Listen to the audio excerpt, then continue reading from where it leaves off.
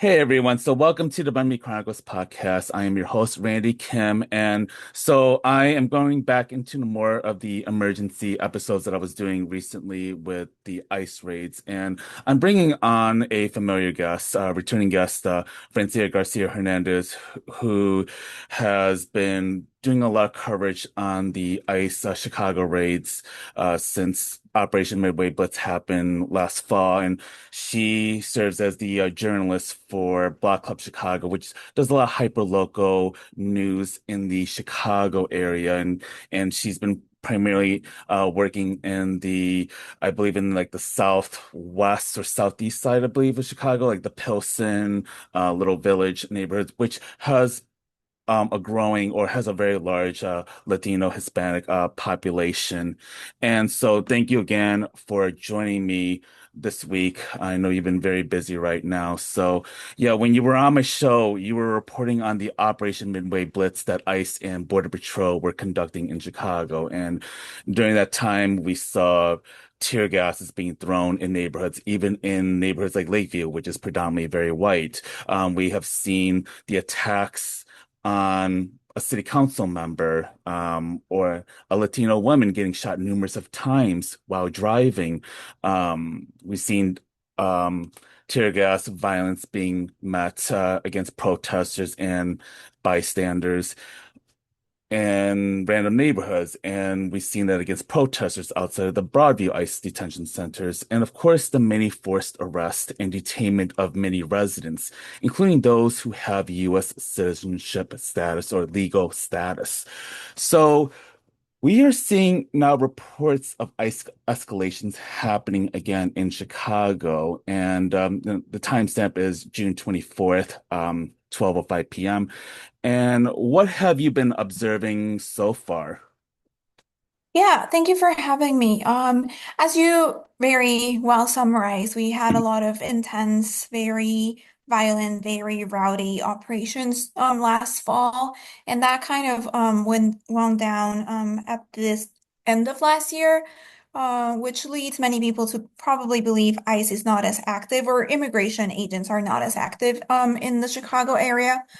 What we've seen instead is a shift in enforcement, and it appears numbers are, significantly lower than they were last fall, where people were getting detained by Border Patrol, by ICE, and immigration agents throughout the city, seemingly at random, seemingly targeting Latino and neighbors who really don't look like definition of what Border Patrol consider to be Americans or U.S. citizens. Um, what we're seeing now is a shift in ICE tactics where immigration agents have been targeting local courthouses to arrest people who are showing up for a court appointment. This could be anything from a domestic violence hearing to a traffic ticket or a misdemeanor case or something along those lines. And they're getting arrested after attending their court hearing while arriving to the courthouse or before, So that's one of the tactics that we've seen.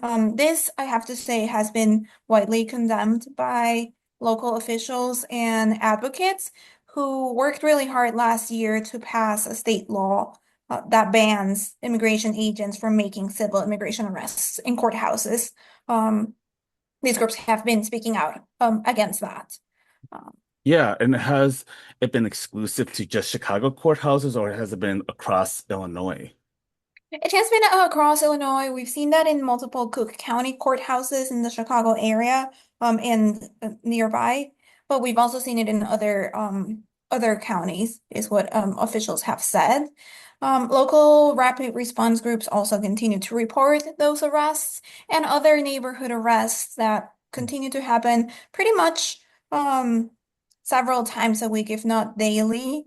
Uh, Throughout the city in the different neighborhoods. Mhm. It appeared for a while that some of these arrests were taking place in the northwest side of the city, in neighborhoods like Albany Park, where a few weeks ago we also saw a traffic incident where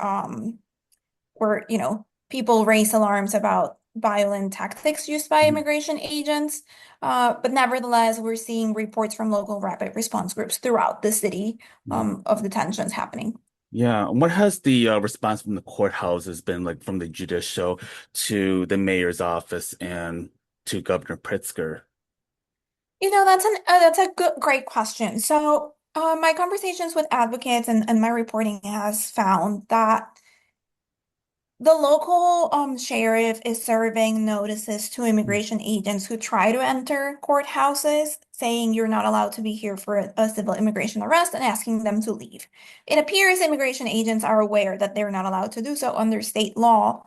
The Department of Homeland Security, however, disagrees, and they say, that um, federal officials have the ability to arrest anyone wherever they encounter them. And they're fighting in the courts. They've sued the state of Illinois for that lawsuit that Mm, bans those arrests. Um, Beyond that, the law allows for someone who was detained at a courthouse in violation of that state law, if that's proven, to sue for mm, damages, starting at $10,000, and it could go up, depending on how they, say their mm, families or themselves were harmed by this unlawful arrest. We have not seen, however, anyone come forward and try to file a lawsuit in that case, so it is unclear whether that could be a successful case, but advocates and lawyers who were involved in passing this state law mm, have talked about this mm, being a possibility for enforcement. mm, Um, Last week, we reported, my colleague Mina Bloom and I reported that unfortunately, as immigration agents are targeting courthouses, some immigrant street vendors who appeared at a local courthouse in mm, Chicago for not having a license and being in Millennium Park selling goods without a license were then subject to arrest by immigration authorities. The response there from the mayor's office was that, the city is aware of what happened and they are working on an alternative or evaluating how people can attend these court hearings mm, over these type of violations while, not being subject to these arrests by immigration agents. We're still waiting to hear more about what that means and mm. what that could look like. I wonder about CPD because we talked about Chicago police and its very murky line between cooperating with the feds, but also cooperating with the state and the city. What has their response been, and have they also made their presence in these courthouses when ICE has been present? So for the arrest of street vendors who are also immigrants, what we heard from Chicago police is that they had, arrested these vendors or cited them or give them citations because the Chicago Police Department enforces all laws and regulations for the city. That's what we were told in the statement. We don't have more insight as to why there was suddenly an uptick in enforcement for street vendors. Um, the Chicago Police Department has routinely denied collaborating or violating sanctuary policies that, don't allow them to work with federal agents, and that has continued to be the case.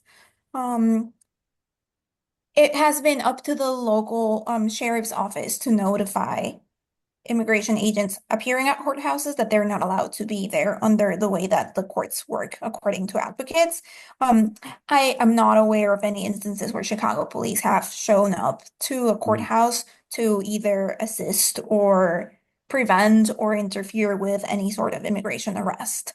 I think that's different in some suburban counties where there have been concerns about that. But I am not as familiar with that specific case. But I know there were some concerns, mm, mm, and some news reports about that happening a few weeks ago, maybe mm. last week. And what can you say about those who have been detained recently in these courthouses and how many, what are the conditions that they are currently having to experience, while being detained so far? Yes, so what we know, in the case of the street vendors who were detained, they were both Ecuadorian nationals. Um, it's our understanding that they had been here for about 3 years in Chicago and have been selling as street vendors for 3 years.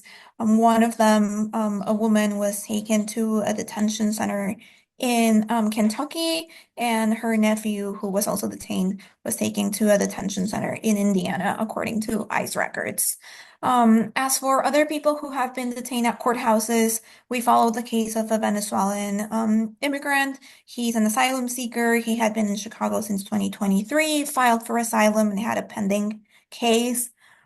He appeared at court for a misdemeanor over battery that he had been battling since, or appearing at court for since last summer. Mhm. And at one of the court hearings, he was detained, or after his court hearing, he was detained. He was transferred to a detention center, separated from his family. He has a wife and three children. And just last week, or in the last few weeks, he was deported to Venezuela. So he's no Mhm. longer in the country. Mhm. And I know since the Chicago raids and what happened in Minneapolis and also in places across the US, how has this changed the way residents and community and business leaders communicate with one another, specifically with Chicago, and what has changed as a result of these earlier raids, and how has that, impacted the relationship and the way, they respond to these emergencies? That's an interesting question. I think for many, it depends on where you go, but for many immigrant communities in Chicago, they're still seeing the effects of Operation Midway Blitz, and they're still seeing the raids or like the enforcement actions taking place in their communities. So it leaves people with a sense of fear, a sense of anxiety. What I've heard from some local business owners is that, whenever there's a report of an ICE arrest in the neighborhood, usually if that's near their business, they'll see kind of like business plummet for that day or the next few days as people Mhm. are afraid of what could happen. Rapid response groups continue to be working and continue to be on alert and posting online announcements about where and when they're seeing detentions and when, those are recorded Mhm. and reported. Um, Beyond that, it's clear that many families are still suffering from the detention of a family member or the deportation of a family member.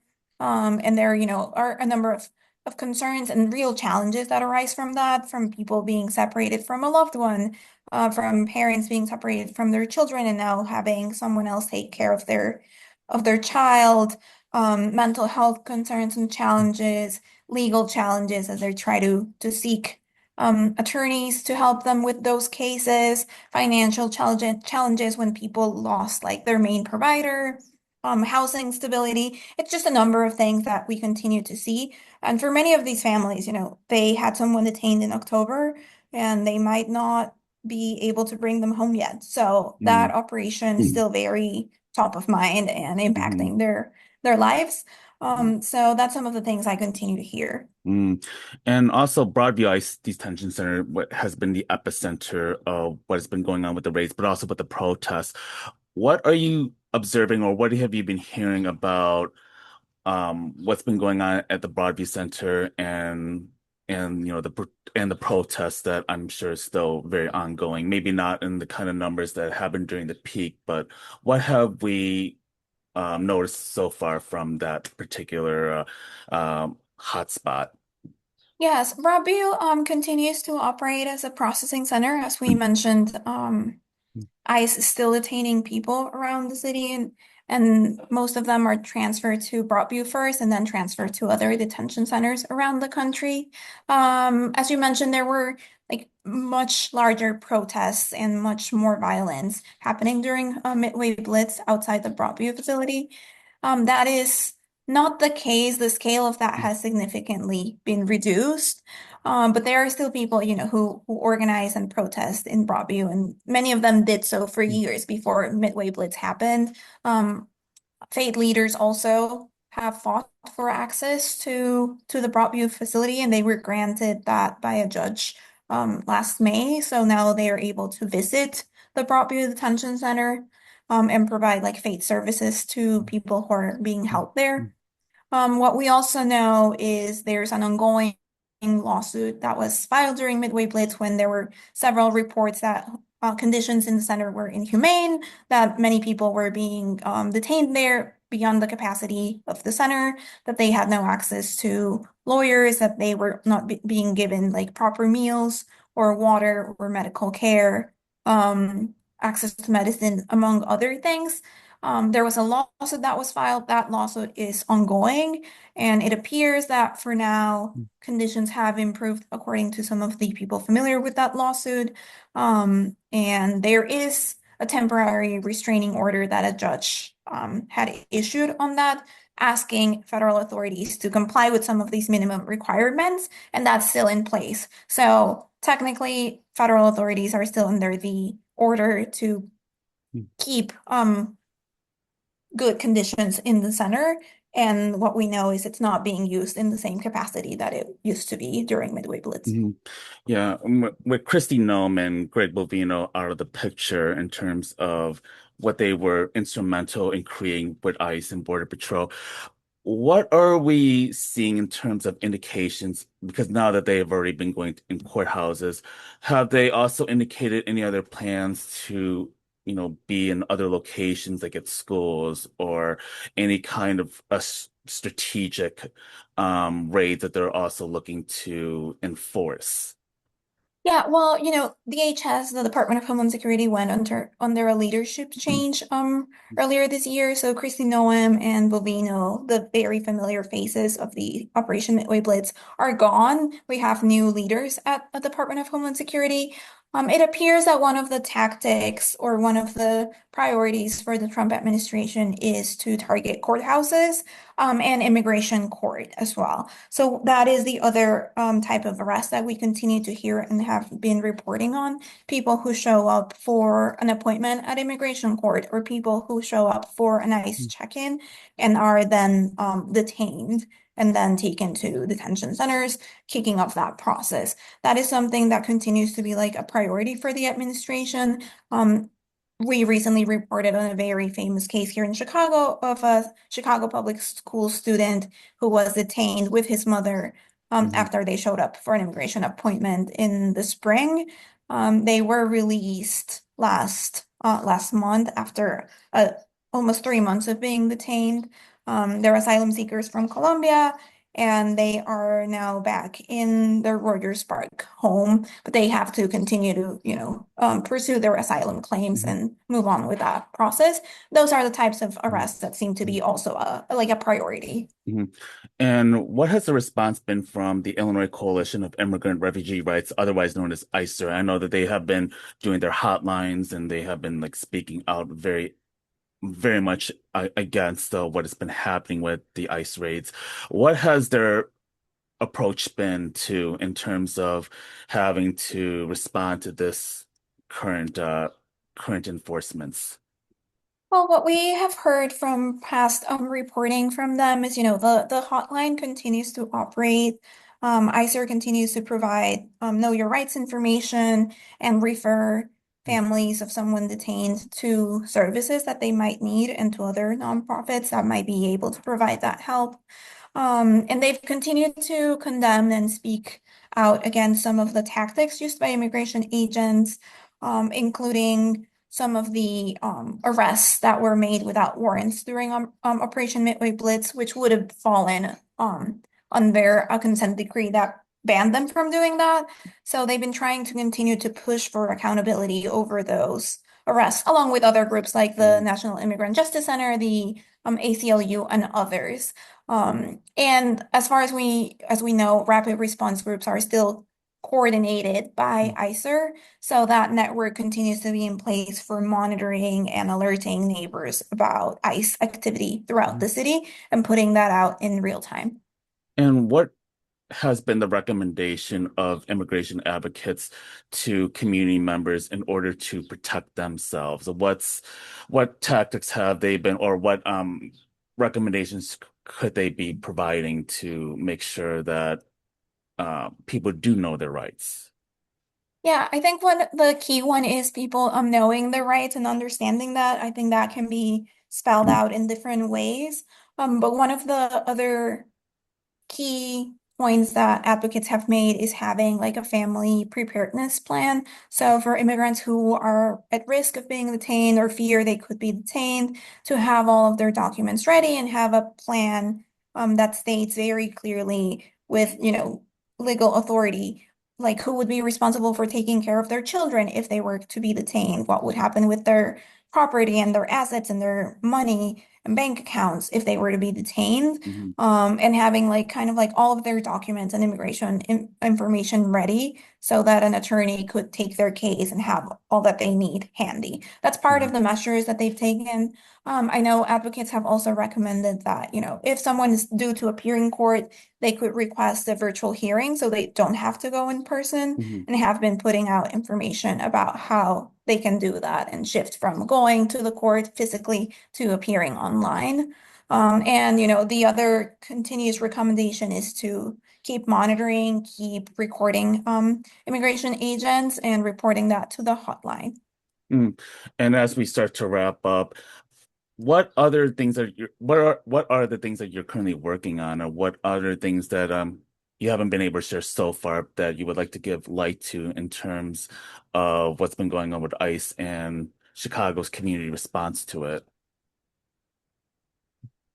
One of the stories that I have continued to follow, and I've done, several stories this year, is what happened to many of the people who were detained during Operation Midway Blitz, and what is the effect of their detentions in the Chicago Mhm. area, right? We know this impacts their families. We know this impacts possibly if they were employers, their employees, if they had businesses, that impacts them as well.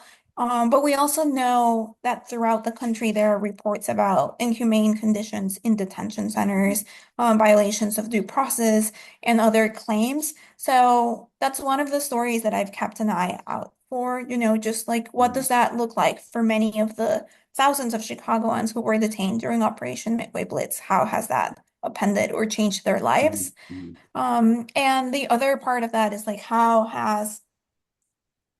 have the Trump administration's policies made life harder or easier for immigrants in Chicago, whether they're asylum seekers going to court or whether they've been here for 30 years or they're DACA recipients? Like, what has made their lives more difficult or easier in the last year or so after experiencing Midway Blitz and seeing some of the national policies shift? Mhm. And I also want to say, because I know that you are going to be heading off to other things right now, but like, I also want to say, thank you so much for being on my show and also like really giving a brief scope about what we are expecting, because I think a lot of people have this misconception that the ICE raids have been over, even though a lot of the pomp and circumstance, the uh the spectacle nature of what was happening the last several months has died down. We have been seeing these upticks, and I think it's very important for viewers, listeners to really be able to understand what that has shifted into and how do community members, community leaders, and local elected officials are responding to this moment. So I really appreciate you shedding a lot of light into it. I hope that people follow the Block Club Chicago on their website, on their Instagram, to get more like the continual updates, the day-by-day updates of what's been going on. Also want to shout out Unraveled for also doing a lot of the uh the labor in this work, and also Borderless has been doing a lot of great work in terms of being able to analyze and getting like the full big picture on it. So I really am glad that we are still having local journalists on the ground, still being able to still inform community members. So thank you so much, Francia, for your time. No, thank you for having me. And yes, definitely agree. We're lucky to have lots of local media outlets doing important work in Chicago. So thanks for having us.